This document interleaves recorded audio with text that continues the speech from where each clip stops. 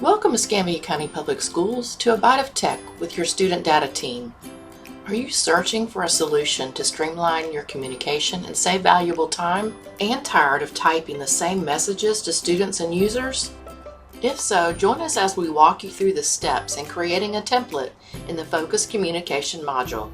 So let's get started. From the Focus homepage, go to the sidebar menu. Click Communication to launch the Communication module. To create a template, click on the word Templates.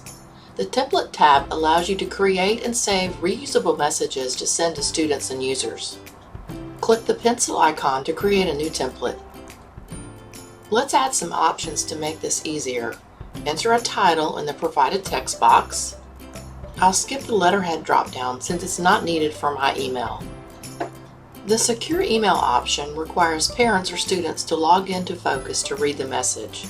This template does not contain confidential information, so I will not select it. Next, we have push notifications to alert users that might also use the mobile app. I'm going to choose this one. The subject should clearly identify the email's content so the recipient can recognize it. Let's use missed work for this template. The rich text editor allows you to insert the message content for the template. It has many different formatting and media options that can be added. Here you see I've already inserted the message content. The message can be personalized by adding fields. Be cautious not to include any personally identifiable information, which is known as PII. PII is any data that can be used to identify a person, either alone or in combination with other information. The recipient information will be the first field we will add. To do this, you will highlight Parent/Guardian, delete that section. You will select the AB icon, and this is what will look like. The loading process can take some time. We will be selecting multiple fields for this section of the message, so therefore I will click Keep Window Open options at the bottom before we begin. I will select Primary Contact.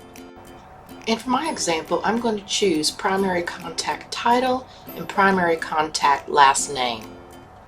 Notice there are many field options. Once you have chosen the field you want inserted, go to the bottom and click Done. This is how it will look once you've inserted those fields. Next, I want to add the student's name. To do this, highlight the student's first name in red, then delete it. Select the AB icon. Since I'm only going to insert one field, I'm not going to keep this window open. Navigate to the student demographics.